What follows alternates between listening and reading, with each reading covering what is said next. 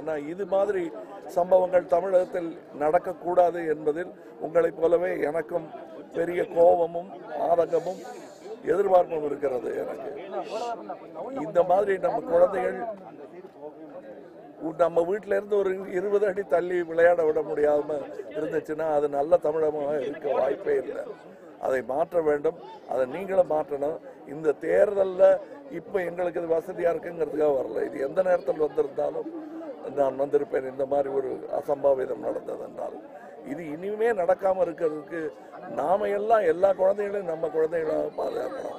இது நேர்ந்து விட்ட பின்னர் இங்க இருக்கிற தாய்மார்கள்லாம் எங்க வீட்லயும் நடந்துருச்சுன்னா என்ன செய்யறதுங்கிற பதட்டத்தில் இருக்காங்க. அந்த பதட்டத்தை தணிப்பதற்கு அரசும் காவல்துறையும் எல்லா ஏற்பாடுகளையும் நம்பிக்கையும் அவர்களுக்கு அளிக்க வேண்டும். இது தேர்தல் சமயத்துக்கான பேச்சு அல்ல, அதையும் தாண்டிய ஒரு முக்கியமான சமுதாய கடமை நம்ம எல்லோருக்கும், ஊடகங்களுக்கும் எனக்கும். நான் இங்க வந்ததுக்கு காரணம் இதை பத்தி அதிக பேர் பேசணும். இது எவ்வளவு பெரிய அவமானம் தமிழகத்திற்கு என்பது எல்லோருக்கும் தெரியணும். அப்படிங்கிறதுக்காக தான் நான் இங்க வந்தேன். இவ்வளவு சிறிய ஊர்ல ஒருத்தருக்கு ஒருத்தர் தெரிஞ்ச ஊர்ல ஒரு புது வண்டி வந்தாலே பார்த்து அடையாளம் காண்கிற இந்த ஊர்ல கண்டிப்பா குற்றவாளியை கண்டுபிடிக்கிறது இன்னும் சுலபமா இருக்கும் பெரிய நகரங்களை விட. ஆனால் இன்னும் கண்டுபிடிக்கவில்லை என்பது கேஸ் ஸ்பெசிபிக் என்று சொல்வார்கள். அதனால நான் தேவையில்லாம குற்றம் சாட விரும்பல. ஆனால் துரிதப்படுத்த வேண்டியது கடமை. இல்லை, தமிழகத்தில் பல கேஸ் ரெஜிஸ்டர் ஆயிருக்கு, மெதுவா நடந்துகிட்டு இருக்கு. இந்த மாதிரி நாங்கள் கணக்கு எடுத்துக்கிட்டு இருக்கோம்.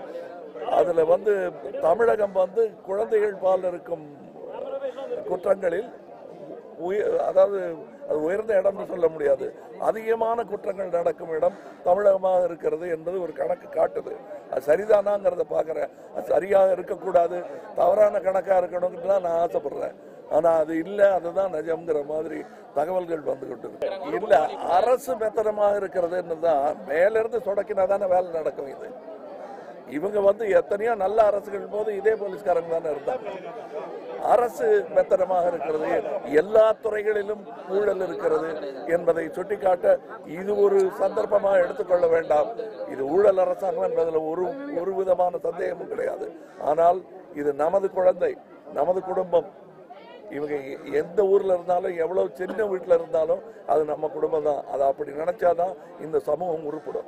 இந்த குற்றவாளியை கண்டுபிடித்து கொடுப்பதற்கு இந்த வட்டாரத்தில் இங்கு வாழ்கிறவர்கள் யாராவது பரிசு வாங்கினா அதை விட பெரிய அவமானம் கிடையாது.